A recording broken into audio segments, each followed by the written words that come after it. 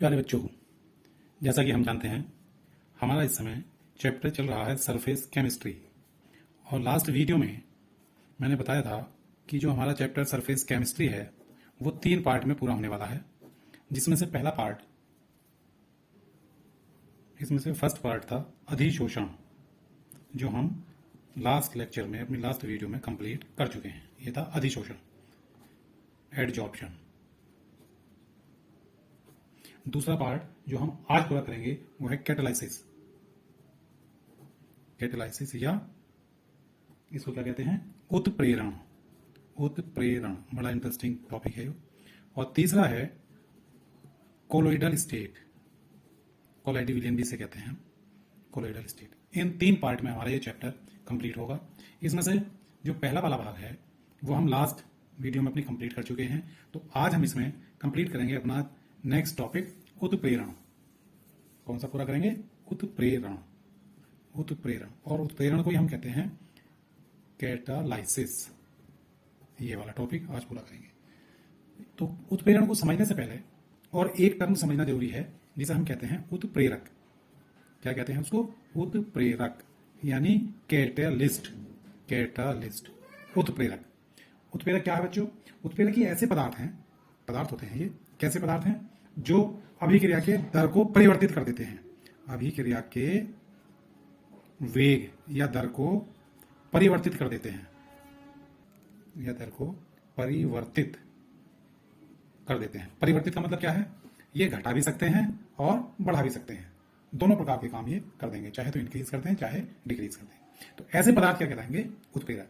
इनकी विशेषता ये होती है कि अभिक्रिया के वेग को कम या अधिक अर्थात परिवर्तित तो कर देंगे, लेकिन स्वयं अपरिवर्तित रहेंगे। ये इनकी विशेषता होती है, ये स्वयं अपरिवर्तित रहते हैं। अभिक्रिया के अंत में जैसे डाले थे उसी रूप में ये बचे रह जाएंगे। तो ऐसे पदार्थ जो किसी रासायनिक अभिक्रिया की दर को परिवर्तित कर देते हैं, लेकिन स्वयं अभिक्रिया के अंत में रासायनिक रूप से अपरिवर्तित रह जाते हैं, उन्हें उत्प्रेरक कहते हैं।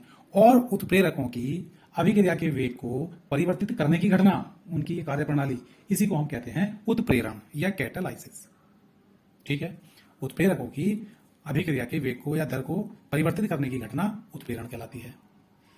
जैसे एक एग्जांपल से समझें आप लोग। जैसे हमने पढ़ा था 10th में 9th में पढ़ा होगा, ऑक्सीजन बनाने की प्रयोगशाला विधि। कैसे बनाते थे? पोटेशियम क्लोरेट को गर्म कर देते थे, किसकी उपस्थिति में? MnO2 की उपस्थिति में। MnO2 की उपस्थिति में। और क्या बन जाता था? KCl और ऑक्सीजन। तो इसमें जो MnO2 है ये उत्प्रेरक है। ये क्या है? ये ही उत्प्रेरक है। क्या करता है ये पोटेशियम क्लोरेट के KCl, पोटेशियम क्लोराइड और ऑक्सीजन में वियोजन की दर को बढ़ा देता है। ये इसकी दर को या इसकी जो अभिक्रिया के वेग को बढ़ा देता है। और स्वयं अभिक्रिया के अंत में एज इट इज, जैसा हमने डाला था, जितनी मात्रा में डाला था उतनी मात्रा में ये बचा रह जाता है। तो ऐसे पदार्थ क्या कहलाते हैं? उत्प्रेरक कहलाते हैं। तो इस अभिक्रिया में MnO2 जो मैग्नीज डाइऑक्साइड है वो उत्प्रेरक है। और इस उत्प्रेरक के इस कार्य करने की घटना, इसके KClO3 के वियोजन को बढ़ाने की घटना, ये कहलाती है इसका उत्प्रेरण। इस घटना को उत्प्रेरण कहते हैं। अब चूंकि इसमें टेम्परेचर की जरूरत पड़ती है, इसमें लेते हैं हम 270 डिग्री। 270 डिग्री टेम्परेचर की जरूरत पड़ती है, तो यह अभिक्रिया तापीय अपघटन कहलाती है। यह अभिक्रिया क्या कहलाती है? तापीय अपघटन। क्योंकि इसका अपघटन हो रहा है, और किसकी उपस्थिति में हो रहा है? ये आप लोग 10th में पढ़ के आए हो। अभिक्रियाओं के प्रकार में अपघटन अभिक्रिया कौन सी होती है? जिनमें कोई पदार्थ 2 या 2 से अधिक भागों में वियोजित हो जाता है। ये 2 प्रकार की हैं या 3 प्रकार की हैं। अगर ताप की उपस्थिति में ये घटना होती है तो तापीय अपघटन। विद्युत धारा की उपस्थिति में होती है तो विद्युत वियोजन या विद्युत अपघटन। और सनलाइट की प्रेजेंस में होती है तो फोटो डिकम्पोजिशन या प्रकाशिक अपघटन। तो यहाँ कौन सा अपघटन है? ये यहाँ ये तापीय अपघटन अभिक्रिया है। उम्मीद है कि आप लोग उत्प्रेरक और उत्प्रेरण समझ गए होंगे। अब जो मुख्य चीज है पेपर में पूछ ली जाती है, वो पूछी जाती है कि इसकी विशेषताएं क्या हैं। तो जरा एक सेकंड के लिए इसकी विशेषताओं पर गौर करेंगे हम। इनकी विशेषताएं क्या हैं? किसकी? उत्प्रेरकों की। तो पहली विशेषता ये होती है कि जो उत्प्रेरक है वो अभिक्रिया के अंत में एज इट इज बचा रह जाता है। अभिक्रिया के अंत में, अभिक्रिया के अंत में बचा रह जाता है। बचा रह जाता है। पहला लक्षण तो उत्प्रेरक का पहला गुण तो यह है कि अभिक्रिया के अंत में वो ऐसे का ऐसे ही बचा रह जाएगा।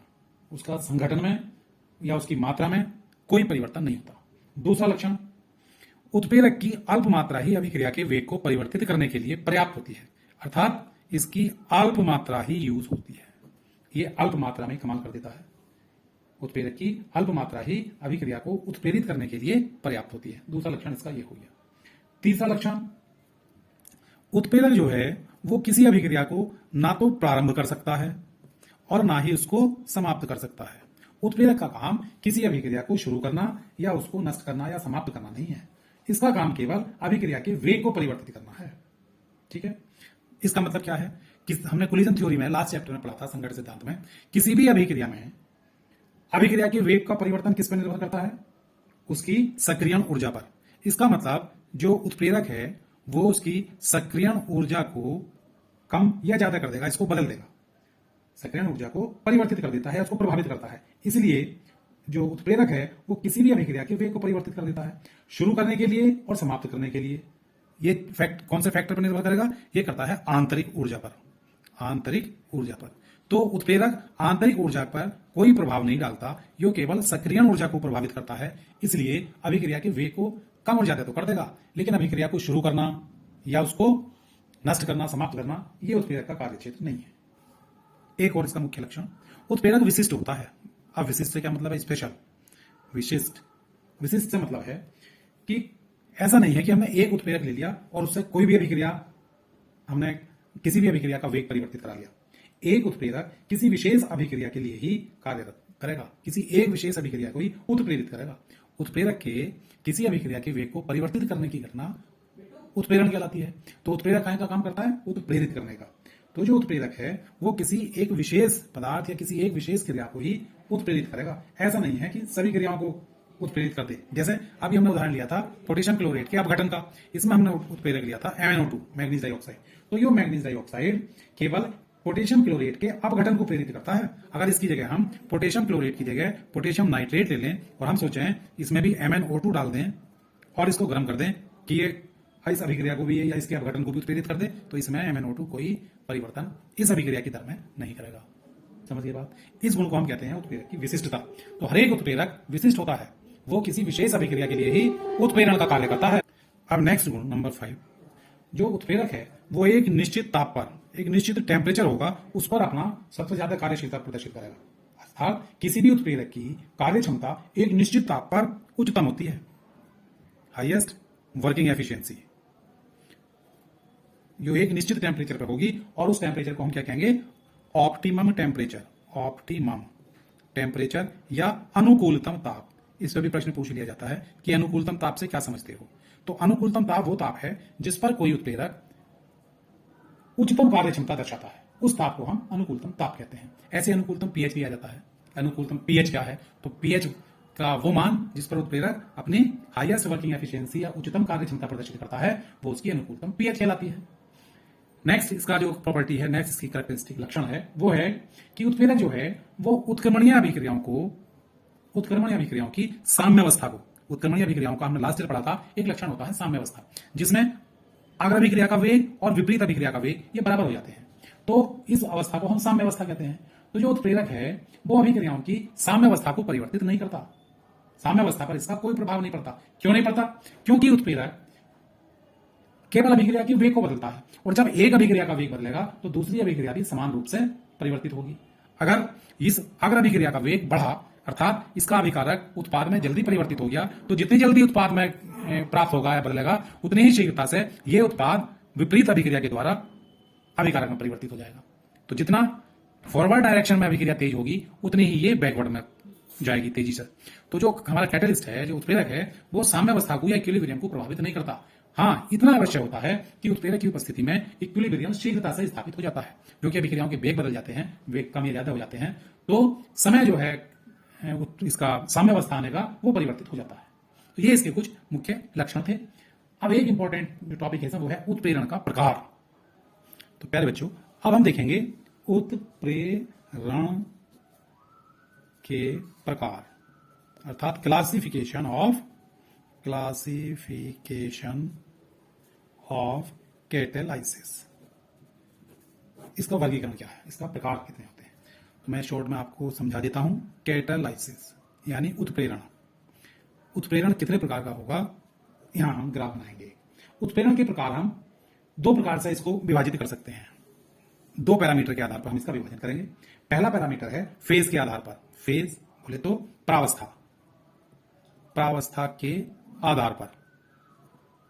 और दूसरा डिवीजन हम किसके आधार पर करेंगे, वो करेंगे इसका एफिशिएंसी के आधार पर या क्षमता के आधार पर, क्षमता के आधार पर। अब प्रावस्था के आधार पर ये दो प्रकार का होता है। पहला कहलाता है समांगी, नंबर 1 समांगी, और नंबर 2 विषमांगी। ये दो प्रकार का हो गया, एक तो समांगी और दूसरा विषमांगी। इसके आधार पर मैं एक एक के बारे में सब बताऊंगा कि इसको क्या कहेंगे। पहले आप टाइप देख लें कितने प्रकार का है। अब क्षमता के आधार पर ये एक तो होता है धनात्मक, धनात्मक या पॉजिटिव, दूसरा होता है ऋणात्मक, ऋणात्मक या नेगेटिव कैटालाइसिस, एक होता है सेल्फ या स्वतः उत्प्रेरण, स्वतः उत्प्रेरण या इसे हम स्वयं उत्प्रेरण भी कहते हैं, तय हटा दें विसर्ग लगा दें, स्वयं यानी सेल्फ, सेल्फ कैटालाइसिस। एक होता है प्रेरित उत्प्रेरण, इंड्यूस्ड या इंड्यूस्ड कैटालाइसिस। तो इसमें 4 प्रकार के होते हैं क्षमता के आधार पर, और प्रावस्था के आधार पर ये 2 प्रकार के होते हैं, समांगी और विषमांगी। अब एक एक के बारे में हम इसका डिटेल में पोस्टमार्टम इसका शुरू करते हैं। क्या देखिए, पहला है समांगी। समांगी टर्म का यूज हमने विलियन वाले चैप्टर में भी किया था, आप लोगों को याद हो, समांगी या होमोजीनस। होमोजीनियस किसे कहते हैं या समांगी किसे कहते हैं, जब उत्प्रेरक और अभिकारक, ध्यान रखेंगे, उत्प्रेरक और अभिकारक दोनों की प्रावस्था, दोनों की प्रावस्था समान होती है, यो भी ठोस यो भी ठोस, दोनों समान प्रावस्था में हो, तो इस प्रकार का उत्प्रेरण क्या कहलाएगा, समांगी। दूसरा होता है विषमांगी, ठीक इसका उल्टा, जब विषमांगी का मतलब हेटेरोजीनस, जब उत्प्रेरक और अभिकारक दोनों की प्रावस्थाएं भिन्न भिन्न हो तो उसे हम कहेंगे विषमांगी उत्प्रेरण। अब एग्जाम में कभी कभी समांगी उत्प्रेरण को उदाहरण सहित समझाइए, ऐसा करके टॉपिक आ जाता है, प्रश्न आ जाता है। तो समांगी जैसा मैंने बताया कि अभिकारक और जो उत्प्रेरक है दोनों की प्रावस्थाएं, दोनों की फेज, दोनों की भौतिक अवस्था समान होनी चाहिए, एक ही फेज में हो, तब उसे हम कहेंगे समांगी उत्प्रेरण। जैसे इसका उदाहरण आप देखें, सल्फ्यूरिक अम्ल बनाने की प्रोसेस होती है H2SO4, सल्फ्यूरिक अम्ल बनाने की एक शीश कक्ष विधि है इसके बनाने की, lead chamber process, lead chamber, इसी को हम कहते हैं शीश कक्ष, शीशे का कक्ष। शीश कक्ष विधि में क्या होता है, इसमें इस विधि में SO2 को ऑक्सीजन की उपस्थिति में SO3 में ऑक्सीडाइज किया जाता है। यह अभिक्रिया करा दी है पहले, फिर इसको जल में अवशोषित कर लेते हैं और सल्फ्यूरिक अम्ल बन जाता है। तो SO2 की SO3 में ऑक्सीकरण की क्रिया नाइट्रिक ऑक्साइड इस उत्प्रेरक की उपस्थिति में होती है। अब हमें पता करना है कि जो उत्प्रेरण की क्रिया है यह समांगी है या विषमांगी है। क्या देखेंगे हम केवल उत्प्रेरक और अभिकारक इनकी प्रावस्थाएं देखें, इनकी जो भौतिक अवस्था है वो क्या है। तो देखिए, सल्फर डाइऑक्साइड क्या है, गैस, ऑक्सीजन क्या है, गैस, और नाइट्रिक ऑक्साइड क्या है, गैस। तीनों एक ही प्रावस्था में है, तीनों गैसीय अवस्था में है, नाइट्रिक ऑक्साइड गैस भी, ऑक्सीजन भी और सल्फर डाइऑक्साइड भी। तो ऐसा जो उत्प्रेरण है वो कहलाता है समांगी उत्प्रेरण। अब इसमें क्या करता है ये उत्प्रेरक, कैसे इसको SO3 में बदलने की दर को बढ़ा देता है। इसमें होता क्या है, लेड चैम्बर प्रोसेस में सल्फर डाइऑक्साइड का जब ऑक्सीकरण कराते हैं NO की प्रेजेंस में तो SO3 तीव्रता से बनने लगती है। अब तीव्रता से कैसे बन गई, क्या कर दिया इसने, तो ये एक इंटरमीडिएट का कार्य करता है, माध्यमिक यौगिक बनाने का। कैसे, ये NO इस ऑक्सीजन से क्रिया करेगा पहले, हाफ O2, और क्या बना देगा, NO2, NO2 का निर्माण कर दिया। ये NO2 इस SO2 से क्रिया करेगी, इस SO2 के साथ, और क्या बना देगी, SO3 प्लस, ये किस रूप में बच गया, NO, जहां से शुरू करा था ये वहीं आके रुक गया। तो अभिक्रिया के अंत में जैसा NO हमने लिया था वैसा ही NO हमें प्राप्त हुआ, और SO2 की SO3 में बदलने की दर तीव्र हो गई। इस तरह इसकी कार्यप्रणाली होती है। ऐसे ही दूसरा एक हम एग्जाम्पल लें, ये तो था पहला एग्जाम्पल, सल्फ्यूरिक अम्ल की लेड चैम्बर विधि में सल्फर डाइऑक्साइड का NO की उपस्थिति में ऑक्सीकरण समांगी उत्प्रेरण का उदाहरण है। दूसरा एक हम लेते हैं मेथिल एसीटेट। मेथिल एसीटेट का सूत्र CH3COOCH3, ये मेथिल एसीटेट है, और इसका हम जल अपघटन करा रहे हैं, इसका करा रहे हैं जल अपघटन। क्या होगा जल अपघटन से, यहां से बॉन्ड टूटेगा, एक H इधर OH इधर, तो क्या बन जाता है, CH3COOH प्लस CH3OH, एसिटिक अम्ल और मेथिल अल्कोहल, ये हमें प्राप्त होता है। अब इस अभिक्रिया की अगर हमें वेग को बढ़ाना है तो क्या करें, एक उत्प्रेरक लें। इसमें हम उत्प्रेरक लेते हैं हाइड्रोजन क्लोराइड या सॉरी हाइड्रोक्लोरिक अम्ल। इसमें क्या लेते हैं, हाइड्रोक्लोरिक अम्ल। अब हमें देखना है क्या यह उत्प्रेरण समांगी है अथवा विषमांगी है। कैसे देखेंगे, फिर वही प्रावस्था चेक करो। एथिल एसीटेट लिक्विड, जल लिक्विड, हाइड्रोक्लोरिक अम्ल लिक्विड, तीनों एक ही फेज में हैं, तो उत्प्रेरण कैसा हुआ, समांगी। ये भी समांगी उत्प्रेरण का एक उदाहरण हो गया। HCl की उपस्थिति में एसिटिक अम्ल का जल अपघटन, एसिटिक अम्ल सॉरी एथिल एसीटेट का जल अपघटन मेथिल एसीटेट का काय में, एसिटिक अम्ल में और मेथिल अल्कोहल में, ये काय का उदाहरण है समांगी उत्प्रेरण। ऐसे एक उदाहरण और ले सकते हैं, जैसे विलियमसन विधि से एथिल अल्कोहल के निर्जलीकरण की क्रिया सल्फ्यूरिक अम्ल द्वारा उत्प्रेरित होती है। अब एथिल अल्कोहल का सूत्र क्या है, C2H5OH, ये, और ये काय में बदलता है, इसके दो अणु काम करेंगे, दो अणु क्रिया में भाग लेंगे और ये बना देगा C2H5O C2H5 डाइएथिल ईथर का जलीय विलयन। इसमें हम उत्प्रेरक के रूप में कंसंट्रेट H2SO4 यूज करते हैं। फिर वही यो भी लिक्विड और यो भी लिक्विड, तो उदाहरण हो गया यो समांगी का। इसी तरह और भी बहुत से उदाहरण आप लोग इसमें दे सकते हैं। तो समांगी उत्प्रेरण में जो है उत्प्रेरक की और अभिकारक की प्रावस्था या भौतिक अवस्था समान होती है, ऐसा उत्प्रेरण समांगी उत्प्रेरण कहलाता है। एक इसका लक्षण है कि ये माध्यमिक यौगिक सिद्धांत की क्रियाविधि के आधार पर उत्प्रेरण का कार्य करता है। वो मैंने समझाया, माध्यमिक यौगिक सिद्धांत जैसे इसमें था, इसने पहले ऑक्सीजन से क्रिया करी और ये माध्यमिक यौगिक बना दिया NO2, NO2 ने SO2 से क्रिया करी, फिर SO3 बना और ये NO2 उत्प्रेरक जो है वो अपनी फॉर्म में वापस, इसे हम कहते हैं माध्यमिक यौगिक सिद्धांत। इसके आधार पर ये कार्य करता है। अब एक चीज विशेषता इसकी ओर है कि जो समांग उत्प्रेरण है वो गैसीय अवस्था या द्रव अवस्था में होता है, ठोस अवस्था में समांगी उत्प्रेरक नहीं पाया जाता। अब दूसरा प्रकार है इसका विषमांगी उत्प्रेरण। उत्प्रेरण का फेज के आधार पर या प्रावस्था के आधार पर दूसरा प्रकार है विषमांगी उत्प्रेरण। तो विषमांगी में जिसमें प्रावस्थाएं भिन्न भिन्न हो, जैसे अब इसके उदाहरण देख लेते हैं। जैसे हैबर विधि से अमोनिया का निर्माण, इसका पहला एग्जांपल हैबर विधि से, हैबर प्रोसेस, इससे क्या बनती है, N2 और H2 क्रिया करके क्या बना देती हैं, NH3 अमोनिया का निर्माण होता है। समीकरण N2 + 3H2 = 2NH3। और इस अभिक्रिया में जो Fe है ठोस सॉलिड स्टेट में, ये तो उत्प्रेरक का कार्य करता है। और इसमें एक चीज और लेते हैं, मोलिब्डेनम MO, ये उत्प्रेरक वर्धक है। ये आगे समझाऊंगा उत्प्रेरक वर्धक क्या है। इसमें हमें देखना है कि ये समांगी है या विषमांगी है। तो देखिएगा, ये गैस और ये सॉलिड, इनकी प्रावस्थाएं भिन्न भिन्न है, इसलिए ये विषमांगी उत्प्रेरण है। इसी तरह जैसा हमने सल्फ्यूरिक अम्ल की लेड चैम्बर प्रोसेस में करा था, ऐसे ही सल्फ्यूरिक अम्ल की एक दूसरी विधि है, उसका नाम है कॉन्टैक्ट प्रोसेस, संपर्क विधि। कॉन्टैक्ट प्रोसेस या संपर्क विधि किसकी है, ये संपर्क विधि है H2SO4 बनाने की, सल्फ्यूरिक अम्ल बनाने की। इस विधि में भी SO2 का ऑक्सीकरण करते हैं। SO2 का ऑक्सीकरण SO2 की ऑक्सीजन से रिएक्शन कराकर पहले SO3 में कन्वर्ट करते हैं, फिर SO3 को H2O में घोलकर सल्फ्यूरिक अम्ल का निर्माण कर लेते हैं। लेकिन इस विधि में, संपर्क विधि में, जो हम उत्प्रेरक का यूज कर रहे हैं, कैटेलिस्ट ले रहे हैं, वो V2O5 है भैया, वेनेडियम पेंटाऑक्साइड, और इसकी स्टेट सॉलिड है।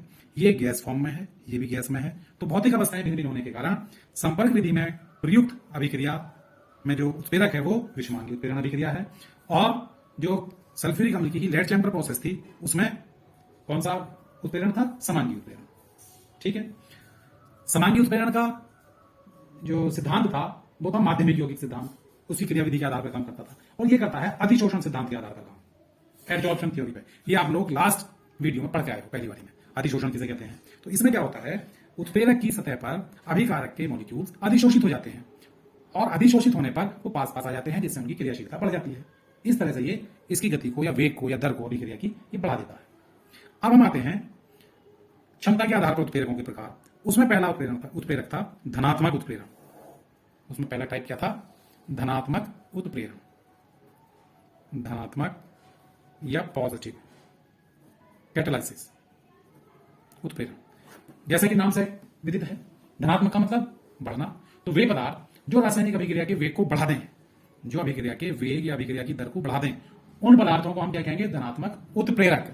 और धनात्मक उत्प्रेरकों की रासायनिक अभिक्रिया के वेग को बढ़ाने की घटना, बढ़ाने की क्रिया, यो कहलाती है धनात्मक उत्प्रेरक। ठीक है, जो पदार्थ रासायनिक अभिक्रिया की दर को या उसके वेग को बढ़ा देते हैं वो धनात्मक उत्प्रेरक। और धनात्मक उत्प्रेरक की यह घटना या अभिक्रिया के वेग को बढ़ाने की क्षमता ये क्या कहलाती है? धनात्मक उत्प्रेरण।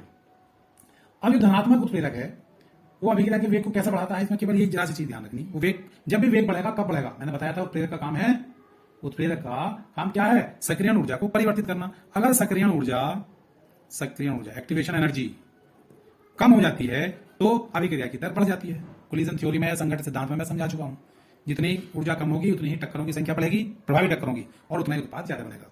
तो ये सक्रियण ऊर्जा को कम कर देता है। जैसे कम करेगा अभिक्रिया की दर बढ़ जाती है। ठीक है, जितने भी अब तक हमने उदाहरण पढ़े वो सब धनात्मक उत्प्रेरण के थे, सब में हमने अभिक्रिया के वेग को बढ़ा दिया था। अगर पेपर में धनात्मक उत्प्रेरण आता है तो आप इसकी परिभाषा लिखेंगे कि वो उत्प्रेरक जो रासायनिक अभिक्रिया के वेग को बढ़ा देता है धनात्मक उत्प्रेरक कहलाता है, और ये घटना धनात्मक उत्प्रेरण कहलाती है। इतना सा तो इसमें थ्योरी लिखेंगे। एग्जाम्पल में जितने भी ऊपर हमने एग्जाम्पल लिखे हैं ये सब धनात्मक उत्प्रेरण के हैं, चाहे वो समांगी हो और चाहे वो विषमांगी हो। क्षमता के आधार पर विभाजन में हमें समांगी और विषमांगी नहीं देखना, हमें केवल उसकी क्षमता देखनी, वो बढ़ाने की क्षमता रखता है अभिक्रिया के वेग को या घटाने की। ठीक है, ठीक।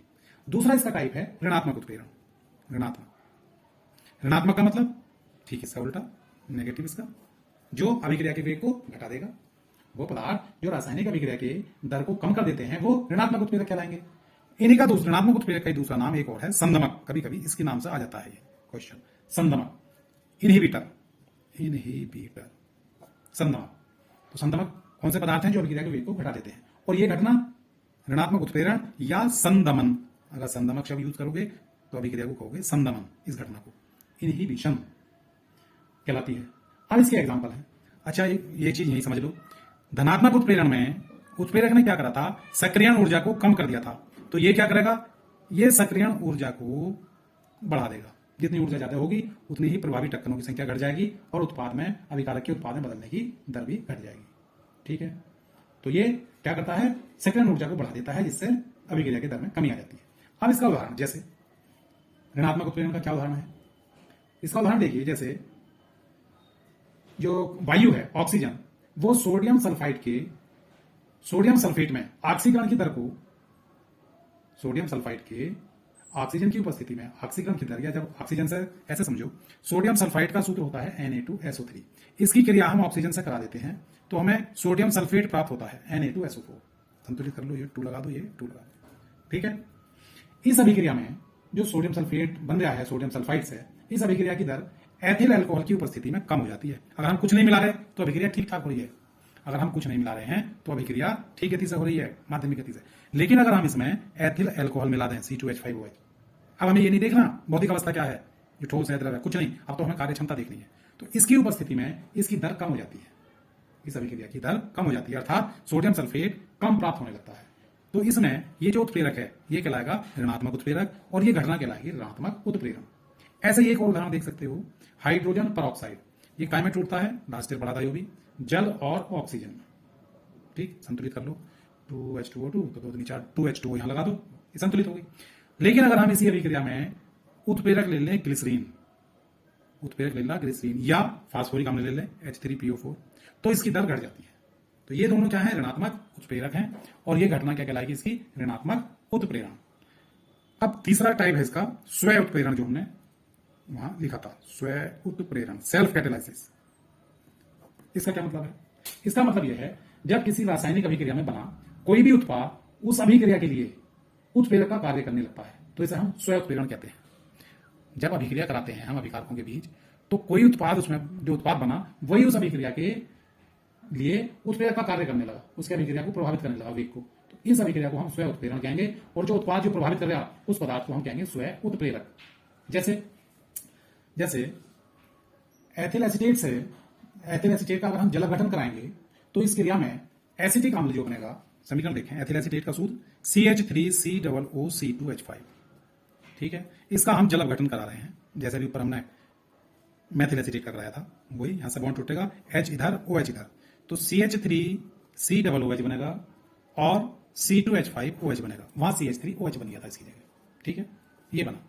अब इस क्रिया में ये क्रिया ठीक ठाक चल रही थी, शुरू हुई, जैसे ही ये बनेगा एथिल क्या नाम एसिटिक अम्ल, तो अभिक्रिया का वेग परिवर्तित हो जाएगा। तो इसमें अभिक्रिया में बना हुआ ये वाला उत्पाद ये स्वयं ही अभिक्रिया को उत्प्रेरित करेगा, तो ये हो गया सेल्फ कैटलिस्ट। ये सेल्फ कैटलिस्ट है, और ये अभिक्रिया कहलाएगी सेल्फ कैटेलाइसिस या स्वयं उत्प्रेरण। समझ गए? ठीक है, ये स्वयं उत्प्रेरण हो गया। अब एक और बचती है प्रेरित उत्प्रेरण, चौथी प्रेरित उत्प्रेरण, इंड्यूस्ड कैटालाइसिस। प्रेरित का मतलब हम समझते हैं किसी से प्रेरित हो जाना, किसी को देख के हमें कार्य करने की इच्छा होना। क्लास में कोई भैया या हमारा दोस्त ज्यादा नंबर ले आए तो हमारा फिर इच्छा करती है कि अब मैं भी मेहनत करूंगा, तो हम क्या हो रहे हैं, उससे प्रेरित हो रहे हैं। तो इसी तरह अगर किसी अभिक्रिया में, कोई भी जो रासायनिक अभिक्रिया है उसमें कोई दूसरी अभिक्रिया उत्प्रेरक का कार्य करने लगे, जब किसी रासायनिक अभिक्रिया, कोई भी एक रासायनिक अभिक्रिया दूसरी अभिक्रिया के लिए उत्प्रेरक का कार्य करती है तो इसे प्रेरित उत्प्रेरण कहते हैं। अर्थात जब कोई अभिक्रिया दूसरी अभिक्रिया से उत्प्रेरित होकर अपनी कार्यक्षमता बढ़ा दे, अपनी गति को, अपने वेग को, अपनी दर को बढ़ा लेती है। जैसे उदाहरण समझो इसको भी, हमने जो सोडियम सल्फाइड है वो वायु द्वारा ऑक्सीकृत होता है। सोडियम सल्फाइड का भी हमने देखा था सूत्र ऊपर, Na2SO3। सोडियम सल्फाइड की किससे क्रिया करा दी, ऑक्सीजन से, हाफ O2, क्या बन गया, Na2SO4। सोडियम सल्फेट में ये बदल जाता है। तो जो सोडियम सल्फाइड है वो वायु द्वारा ऑक्सीकृत हो जाता है। लेकिन सोडियम आर्सेनाइड का सूत्र याद करेंगे, Na3ASO3, जब इसकी क्रिया कराते हैं ऑक्सीजन से तो ये ऑक्सीकृत नहीं होता, ये क्रिया नहीं होती, ठप पड़ जाता है काम। होना क्या चाहिए था, यो भी Na3ASO4 बन जाना चाहिए था, जैसे जो Na2SO3 से Na2SO4 बन गया, लेकिन यो नहीं बनता। हम क्या करते हैं, Na3ASO3, Na2ASO3, ये Na2SO4 था, इस Na3ASO3 का ऑक्सीकरण कराने के लिए पहले ये वाली क्रिया करा देते हैं और ये क्रिया इस अभिक्रिया से प्रेरित हो जाती है। अर्थात मैं कहना ये चाह रहा हूं कि जो सोडियम सल्फाइड है वो वायु द्वारा ऑक्सीकृत हो जाती है, लेकिन सोडियम आर्सेनाइड ये वायु द्वारा ऑक्सीकृत नहीं होती। किंतु जब हम दोनों पदार्थों को मिश्रित कर देते हैं, इसको भी और इसको भी, इन दोनों को मिक्स कर दिया, जब दोनों पदार्थों को मिश्रित कर देते हैं तो सोडियम सल्फाइड के ऑक्सीकरण से प्रेरित होकर सोडियम आर्सेनाइड भी सोडियम आर्सेनेट में ऑक्सीकृत हो जाता है, Na3ASO4 में बदल जाता है। कब, जब हम इस अभिक्रिया को यहां उत्प्रेरक के रूप में यूज करते हैं। समझ में आ गई बात। तो यहां क्या हो गया, ये वाली अभिक्रिया इस अभिक्रिया के लिए उत्प्रेरक का काम कर रही है, इसे हम कहते हैं प्रेरित उत्प्रेरण, और यह अभिक्रिया प्रेरित उत्प्रेरक कहलाएगी। ठीक है। अच्छा, अब एक नया छोटी सी चीज है जो मैंने हैबर विधि में मैं छोड़ आया था कि इसे आगे बताऊंगा, ध्यान करें आप। मैंने हैबर विधि का एक लिखी थी सूत्र, वो क्या था, N2 + 3H2 = 2NH3, और मैंने इसमें लिखा था Fe विषमान के उत्प्रेरण में, और यहाँ MO लिख दिया था, ये सॉलिड था, ये गैस, ऐसे लिखाई थी। तो इसमें ये तो उत्प्रेरक है, हम समझ गए, लेकिन ये वाली चीज क्या है, MO मोलिब्डेनम क्या है, तो भैया ये कहलाता है उत्प्रेरक वर्धक, ये कहलाता है उत्प्रेरक वर्धक, कैटालिटिक प्रमोटर। ये कौन से पदार्थ हैं, ये वे पदार्थ हैं जो उत्प्रेरक की क्रियाशीलता को बढ़ा देते हैं, जो उत्प्रेरक की क्रियाशीलता को बढ़ा देते हैं, लेकिन खुद उत्प्रेरक का काम नहीं करते। ये खुद उत्प्रेरक नहीं है, बल्कि ये इनकी क्रियाशीलता को बढ़ा रहे हैं। ठीक है, तो ये कैटालिटिक प्रमोटर है, ये प्रधानाचार्य हैं, ये बालकों को बढ़ाने का काम नहीं करते, लेकिन आचार्यों को गर्म करके उनकी क्रियाशीलता बढ़ा देते हैं। तुम्हारा कोर्स नहीं हुआ पूरा, आप कोर्स कराएं, एक्स्ट्रा क्लास लें।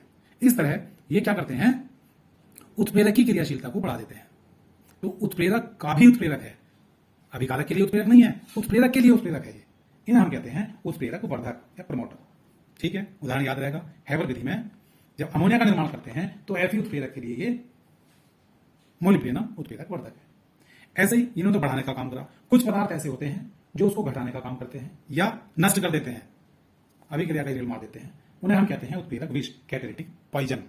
तो उत्प्रेरक विष भी समझो, जैसे SO2 और ऑक्सीजन, SO2 की क्रिया ऑक्सीजन से कराई, ये अलग क्रिया है, और बन जाती है सल्फर ट्राइऑक्साइड SO3, संतुलित कर दो, 2SO2 2SO3।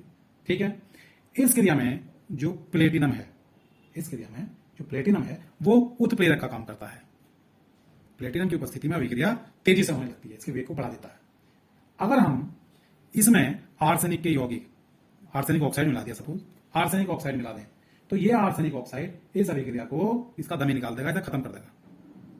ठीक है, तो आर्सेनिक ऑक्साइड ने इस अभिक्रिया के लिए काय का काम करा, उत्प्रेरक विष का, उत्प्रेरक विष का काम, कैटालिटिक पॉइजन हो गया ये। ठीक है, तो जो पदार्थ अभिक्रिया के उत्प्रेरक के लिए या अभिक्रिया को नष्ट कर देते हैं, अभिक्रिया के वेग को समाप्त कर देते हैं, या उत्प्रेरक की क्रियाशीलता को कम या नष्ट कर देते हैं, वो क्या कहलाते हैं, उत्प्रेरक विष कहलाते हैं। ऐसे ही अभी हमने हैबर विधि का उदाहरण दिया था, इसमें मोलिब्डेनम क्या है, उत्प्रेरक वर्धक है, ये तो बढ़ा गया। अगर इसकी जगह मैं मोलिब्डेनम की जगह H2S डाल दूं, इसकी जगह क्या डाल दूं, H2S, तो यो क्या कर देगी, यो जहर है, यो इस अभिक्रिया को नष्ट कर देगी। H2S उत्प्रेरक विष का काम करेगी। MO वर्धक है इस अभिक्रिया के लिए, लेकिन H2S उत्प्रेरक विष है। ठीक है, ये था वर्धक और विष। अब इसमें बचता है उत्प्रेरण के सिद्धांत, वो भी जल्दी से कर लेते हैं।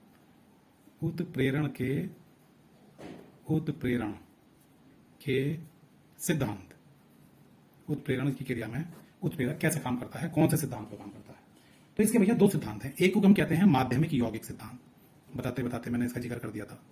माध्यमिक यौगिक जो समांगी उत्प्रेरक जिसमें काम करते हैं सिद्धांत। इसमें क्या होता है, एक माध्यमिक यौगिक बनता है, समझ लीजिए। जैसे इस सिद्धांत में क्या बताया, इसका एक तो याद रखेंगे कि समांगी उत्प्रेरण में इसका यूज होता है, उसकी व्याख्या करता है ये सिद्धांत।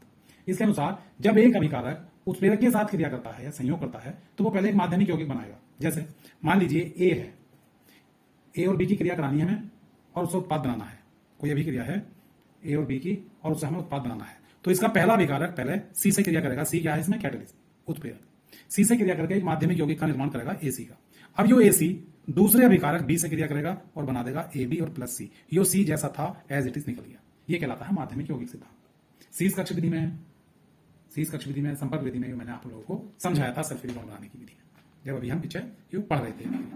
दूसरा सिद्धांत है इसका अधिशोषण सिद्धांत। दूसरा सिद्धांत है अधिशोषण सिद्धांत। यो पिछली वीडियो में मैंने समझा दिया था। अधिशोषण क्या होता है, जब सल्फेट से अधिशोषित हो जाते हैं अभिकारक के अणु। यह सिद्धांत क्या करता है, यो विषमांगी उत्प्रेरण की व्याख्या करता है। ऊपर वाला समांगी की, यो विषमांगी की। इस सिद्धांत में क्या था, इसके अनुसार अभिकारी अणु उत्प्रेरक के पृष्ठ पर अधिशोषित होते हैं। कोई माध्यमिक यौगिक ऐसा कुछ नहीं होता, वो उसके पृष्ठ पर, जैसे प्लेटिनम मान लीजिए उत्प्रेरक है, ये उत्प्रेरक के सतह है ऊपर वाली, प्लेटिनम के अणु है इस पे, और ए और बी की हम क्रिया करा रहे हैं, तो इस पे यहां ये मान लीजिए है ए के अणु और इधर है ये बी के अणु, ये बी के अणु है, ये बी है और ये ए है। तो ये इसकी सतह पर अधिशोषित होकर इसके पृष्ठ से बन जाएंगे पहला, तो कौन, अभिकारक के अणु। तो इसका मतलब ये जो है कैटलिस्ट या उत्प्रेरक, ये क्या हो गया, अधिशोषक, और ये अधिशोष्य हो गए अभिकारक के अणु, ये हो गए अधिशोष्य। अब इनके बीच चूंकि दुर्बल वान डेर वाल्स बल होता है, इनके बीच दुर्बल वान डेर वाल्स बल होता है, इसलिए ये बल तो टूटने लगेगा और इनके बीच नए बंध बनने लगेंगे, क्योंकि जब पास पास आएंगे तो इनके बीच क्रिया होने लगेगी। इससे जो प्रोडक्ट बनेगा उसे हम कहेंगे सक्रिय संकुल। इसे हम क्या कहेंगे, सक्रिय संकुल। जैसे उसमें हमने माध्यमिक यौगिक कह दिया था, इसमें हम इसे कहेंगे सक्रिय संकुल। और वो सक्रिय संकुल फिर उत्पाद में बदल जाएगा और ये प्लेटिनम के ये सतह मुक्त हो जाएगी। इस पर फिर अगले अणु आगे बैठेंगे, फिर वो उत्पाद में बनेंगे। इस तरह ये क्रिया चलती रहती है। ठीक है, अब ये जो अणु आएंगे, जो अभिकारक के अणु इससे अटैच होंगे दुर्बल वान डेर वाल्स बलों से, ये किस जगह होंगे, ये इसकी पूरी सतह पे कौन सी जगह ढूंढेंगे जहां ये अटैच हो जाए इससे, तो ये होते हैं सक्रिय केंद्रों पर। कभी कभी सक्रिय केंद्र पर, एक्टिव सेंटर पर शॉर्ट नोट पूछ लिया जाता है, सक्रिय केंद्र क्या है। तो किसी भी उत्प्रेरक का संपूर्ण जो पृष्ठ है वो उत्प्रेरक के रूप में सक्रिय नहीं होता, पूरी पृष्ठ इसकी सक्रिय नहीं है, सारी चमड़ी या सारा सतह इसका उत्प्रेरक का काम नहीं करने का, बल्कि इसके कुछ निश्चित स्थान या कुछ निश्चित बिंदु ही सक्रिय होते हैं और उन्हीं स्थानों को हम सक्रिय केंद्र कहते हैं। अब ये कौन से स्थान होंगे सक्रिय, मान लीजिए जैसे प्लेटिनम या निकेल उत्प्रेरक है, मान लीजिए निकेल है, प्लेटिनम भी ले सकते हो आप लोग, कोई बात नहीं, निकेल ये उत्प्रेरक है, ये इसके अणु एक दूसरे से यहाँ बहुत सारे जुड़े हुए हैं, ये जुड़ गया, ये जुड़ गया, ऐसे नीचे को ऐसा है ये।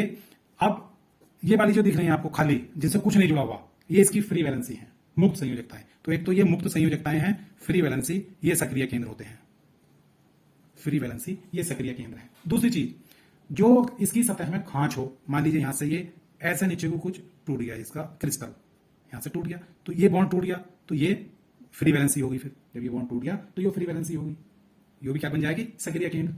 ऐसे कोने, ये सक्रिय केंद्र है।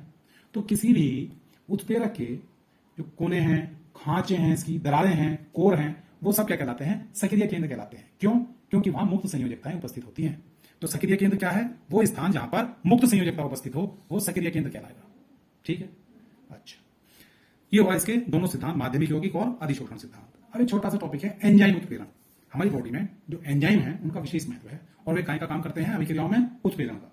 तो वे अभिक्रियाएं जो एंजाइम द्वारा उत्प्रेरित होती हैं, जिनका उत्प्रेरण एंजाइमों से होता है, वो एंजाइम उत्प्रेरित अभिक्रियाएं कहलाती हैं और इस घटना को एंजाइम उत्प्रेरण कहते हैं, एंजाइम कैटालाइसिस, एंजाइम उत्प्रेरण। अब आपको इससे पहले ही समझना होगा कि एंजाइम क्या है। एंजाइम जो है वो नाइट्रोजन युक्त उच्च अणुभार वाले